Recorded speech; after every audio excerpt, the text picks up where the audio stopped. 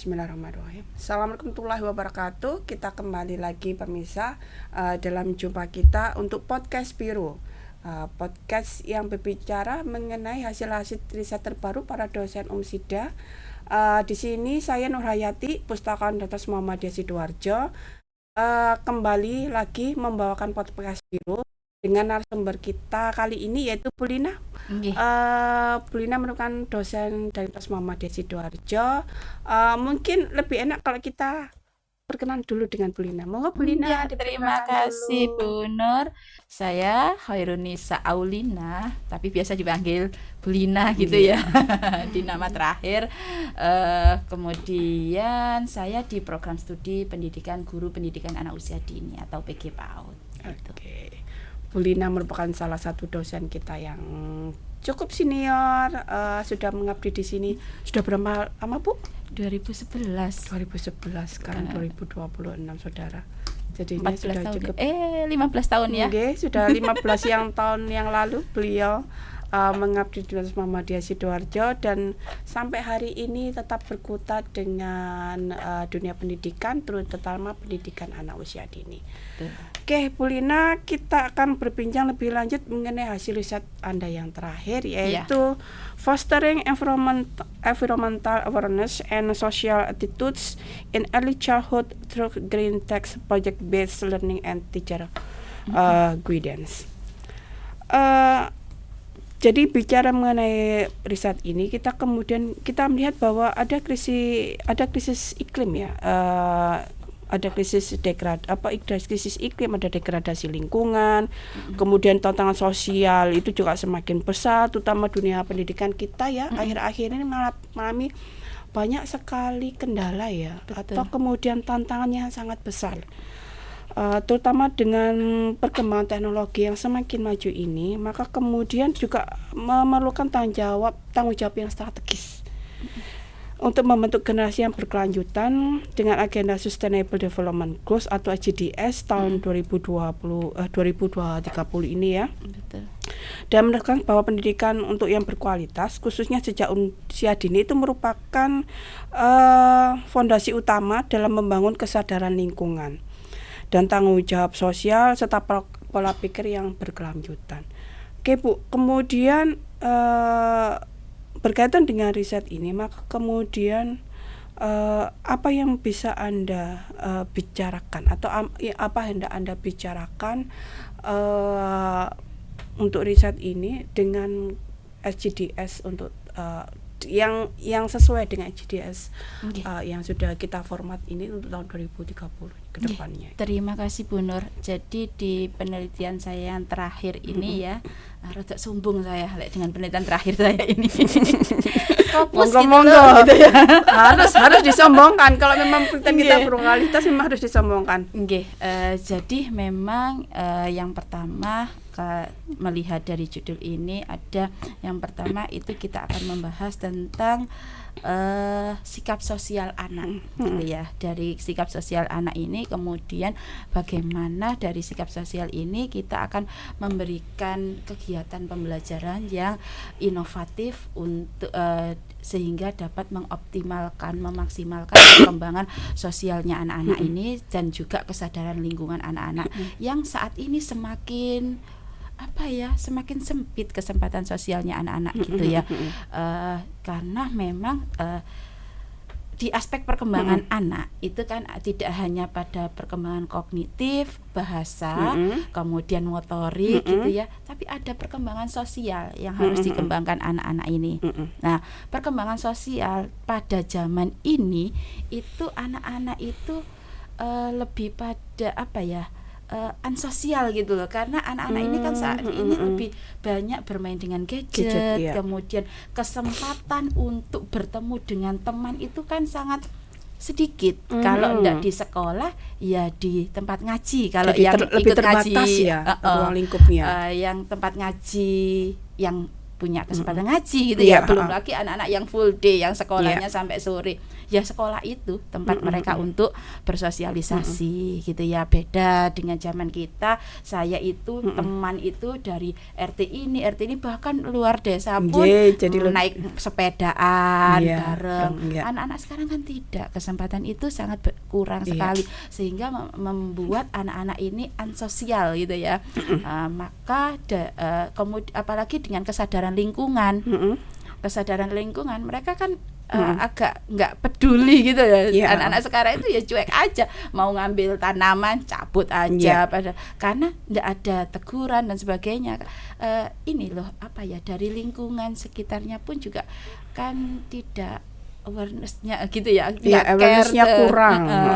Sehingga dari sini maka ada keinginan kami bagaimana ya cara untuk menguatkan kemampuan sosialnya anak-anak ini, sehingga mereka bisa lebih care dengan temannya, menumbuhkan rasa empatinya mereka gitu ya, kemudian kesadaran lingkungannya, sehingga kita dengan tim peneliti itu mencoba melakukan penelitian dengan adanya model ini, GTPBL kalau kami manggilnya, karena Green Tech Project Based Learning. Ini diterapkan di sekolah, karena tadi kalau kita ngomong di rumah jauh susah juga, karena tidak semua orang tua mampu mendampingi anak-anak gitu ya.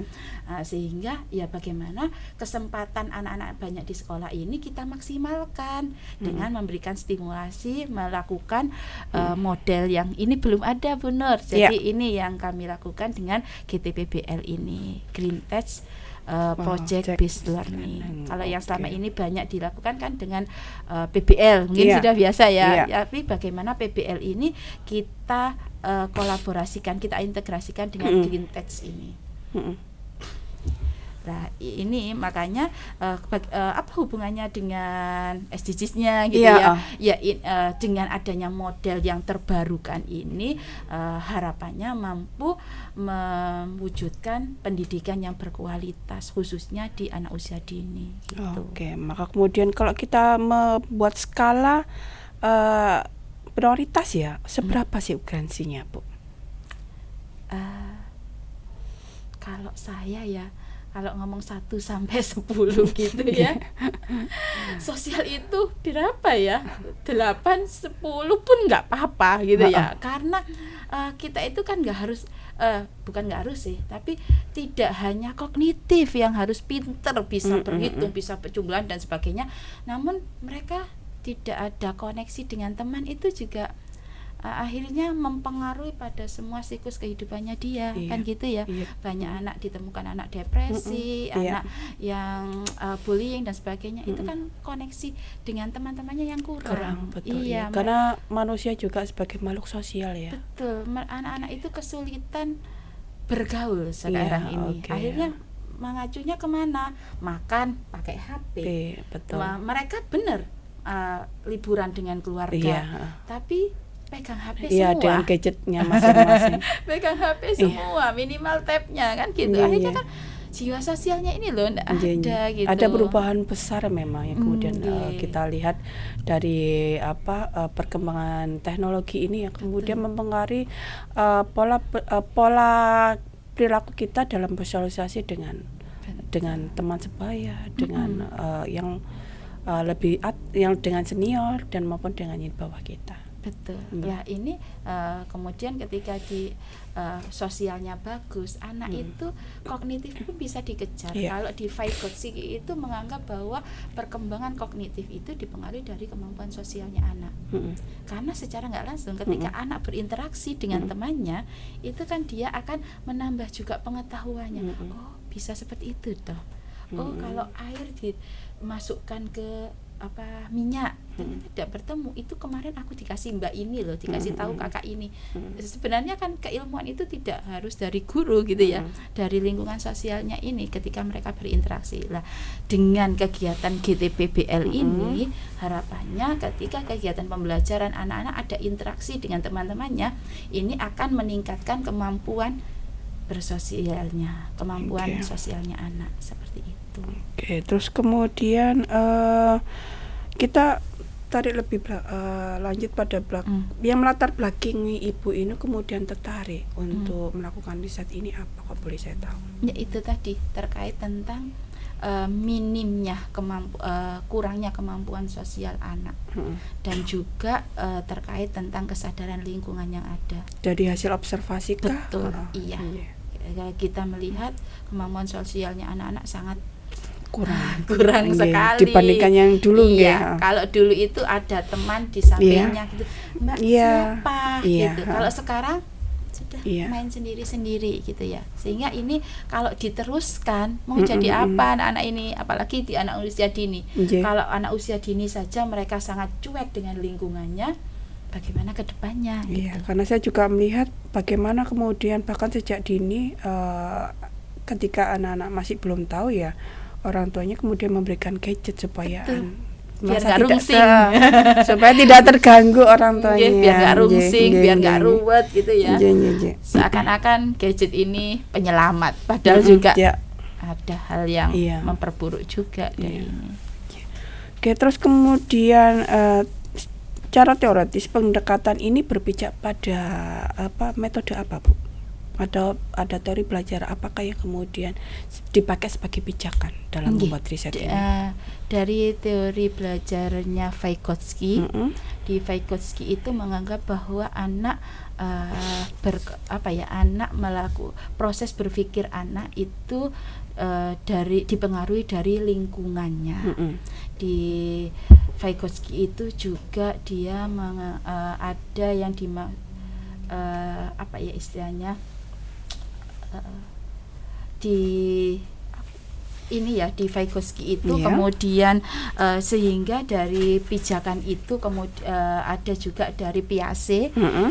Di Piaget itu kan membahas juga dengan terkait tentang tahap perkembangan kognitifnya anak itu. Nah, ini yang menjadi pijakan kita, bagaimana kemudian kita memaksimalkan perkembangan anak itu dengan membuat model pembelajaran yang lebih menyenangkan dan sesuai, tentunya yang sesuai dengan tahap perkembangan anak usia dini seperti itu. Kalau boleh tahu metode yang pada digunakan untuk riset ini apa, Bu ya? Di kuantitatif. Kuasi eksperimen kuantitatif. Oke, terus kemudian bagaimana kemudian konsep environmental awareness dan social attitudes ini dioperasikan dalam penelitian ini?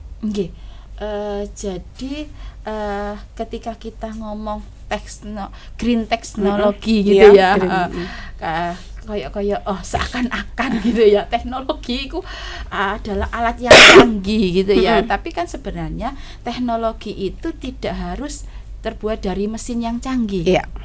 Tapi bisa juga berbentuk alat yang sederhana, kemudian prosedur atau inovasi sederhana yang bisa terimplementasikan, kan seperti itu. Yang itu memudahkan sebuah proses. Itu kan yang dimaksud dengan teknologi gitu ya. Memudahkan hidup manusia. Iya, harusnya kan itu gitu ya. Seakan-akan kita ngomong teknologi itu ya mesin yang canggih gitu ya. Berarti kan ketika kita di pendidikan terus apa mesin canggihnya gitu ya. Mesin canggih kita ya memang model gitu ya, model pembelajaran yang membentuk, karena model ini nanti akan membentuk akhirnya membuat goal pembelajarannya yang sesuai dengan anak usia dini gitu ya. Jadi green teknologi ini memang tadi dari green teknologi ini tadi ya bukan alat canggih, tapi ini adalah cara gitu ya, cara bagaimana dari green teknologi ini nanti diintegrasikan dengan project based learning. Prinsip utama green teknologi itu kalau saya menuliskan itu ada 5, Bu Nur. Ada yang pertama itu adalah reduce, mengurangi penggunaan bahan atau energi yang tidak perlu. Seperti menghemat kertas, kemudian hemat air. Kalau di PAUD seperti apa contohnya gitu ya. Anak-anak itu kan selalu ada kegiatan cuci tangan sebelum makan dan sebagainya. Lah, kita ajarkan pada anak-anak bahwa untuk menghemat air itu bagaimana, tidak harus dikelucur, apa dikelucur ini bahasa Indonesianya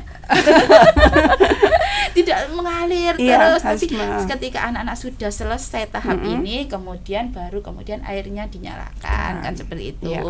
Kemudian membiasakan juga membawa bekal dari rumah, ada tumbler dan sebagainya, sehingga nanti kalau kurang air minumnya bisa isi ulangnya di sekolah. Tidak harus membawa kotak atau apa ya istilahnya yang langsung buang dan sebagainya. Itu ya prinsip yang pertama adalah mengurangi. Prinsip yang kedua adalah reuse atau menggunakan secara ulang, daur ulang. Barang yang dipakai itu harus multifungsinya. Kemudian kita bisa memanfaatkan itu juga seperti apa ya istilah bungkus-bungkus itu kemudian bisa digunakan menjadi APE, kemudian kardus itu kan bisa menjadi APE. Kemudian ada recycle, mendaur ulang, kemudian energi terbarukan atau renewable dan safe dan eco-friendly. Ini aman dan ramah anak tentunya karena untuk di PAUD. Sehingga dari sini dari prinsip ini kegiatan pembelajaran yang dilakukan itu sekolah diharapkan menggunakan atau memaksimalkan apa yang ada di sekitarnya. Selama ini mungkin kita itu di TK itu dimanjakan dengan alat peraga edukatif yang instan, produk dari pabrik, gitu ya. Seperti halnya meronce. Kalau meronce itu dulu kan bisa meronce dari kertas yang dilipat itu, kemudian kalender ya bener, atau koran juga, gitu ya. Nah, sekarang kan enggak, sudah ada marjan-marjan yang warna-warni, cantik-cantik gitu ya. Kemudian puzzle juga gitu. Puzzle kalau dulu masih dari kayu dan sebagainya, sebenarnya kan puzzle itu bisa dari lingkungan sekitar, tapi sekarang kan sudah ada terbaru yang produk-produk pabrik, produk instan. Produk instan. Karena kita dulu kan mengenalnya, kita menggunakan apa yang ada di lingkungan. Contohnya kulit jeruk Bali dipakai untuk mainan kita. Kita menggunakan itu karena keterbatasan. Dulu kita mengenalnya karena keterbatasan kita, tapi sekarang kemudian kita mengenalnya sebagai bagian dari green gitu ya. Karena kita sudah sangat termanjakan dengan produk-produk inovatif pabrik gitu ya. Maka ini kita giring kembali di PAUD itu untuk mengimplementasikan Green Tech ini. Gitu sih Bu Nur. Terus kemudian dalam hal ini apa peran guru, Bu? Sangat urgent ketika kita ngomong apa peran guru gitu ya. Karena anak-anak ini kan guru ini sebagai pemantik proses belajarnya anak-anak gitu ya. Guru menjadi fasilitator juga, memfasilitasi semua aktivitas belajarnya anak-anak gitu ya. Perannya guru yang ini guru yang harus mendesain aktivitas belajarnya, kembali lagi pada aktivitas yang lebih alamiah gitu ya. Sebenarnya kan di alam kita ini kaya banget untuk bisa sebagai pendukung aktivitas belajarnya anak-anak gitu ya. Balik lagi ke gurunya, kalau gurunya ndak mau repot beli di Shopee, nggak boleh ya. Jadi iklan produk, jadi iklan produk dan sebagainya gitu ya. Tapi kalau gurunya ini sadar terkait pentingnya green ini, maka guru akan balik lagi menyiapkan semua APE atau alat peraga edukatif yang ada di sekolah ini itu dengan yang ada di lingkungan, memanfaatkannya ada. Berarti perannya sangat sentral ya. Jadi tidak cuma sebagai fasilitator, tapi kemudian semuanya ya. Jadi dia harus menyiapkan sebenarnya lebih murah juga kan. Sebenarnya lebih murah kalau mau. Pertanyaannya kan itu. Iya, kalau kemudian dari temuan Anda ini apa yang paling signifikan, Bu? Oke, dari kegiatan penelitian ini ternyata ketika anak-anak dibiasakan dengan kegiatan Green Touch ini ya, apalagi ketika anak-anak berproyek, proyek dengan contoh membuat baling-baling gitu ya. Sebenarnya anak-anak kan sangat ini ya, mereka kan ada bercerita dengan teman, kemudian ada komunikasi dan sebagainya, sehingga secara nggak langsung ini juga mengembangkan kemampuan interaksinya anak-anak, sehingga mereka juga lebih kenal dengan temannya.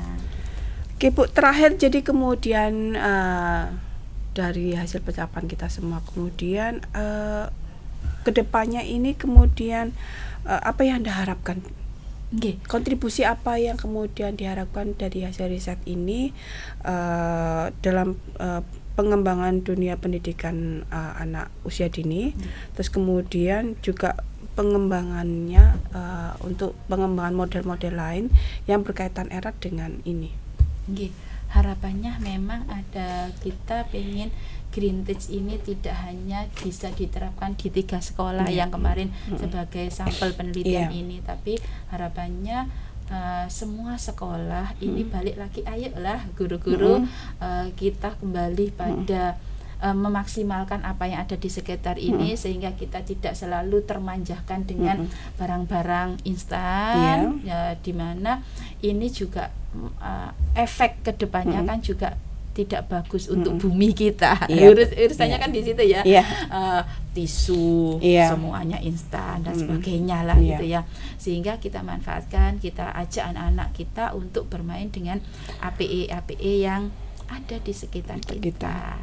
Lebih hemat itu benar. Lebih hemat, tidak cuma lebih hemat, tapi kemudian tidak merusak lingkungan. Betul. Itu yang lebih penting ya, iya, karena bumi kita itu terlalu tua dan memang perlu diselamatkan. Untuk anak-anak kita, anak dan cucu kita. Iya betul. Oke, terima kasih Bu Lina atas kehadirannya kali ini dan berbincang banyak dengan saya, menularkan ilmunya. Dan saya juga berterima kasih banyak pada para sobat pemustakah yang telah hadir juga melihat acara podcast biru kita. Demikian, terima kasih. Assalamualaikum warahmatullahi wabarakatuh.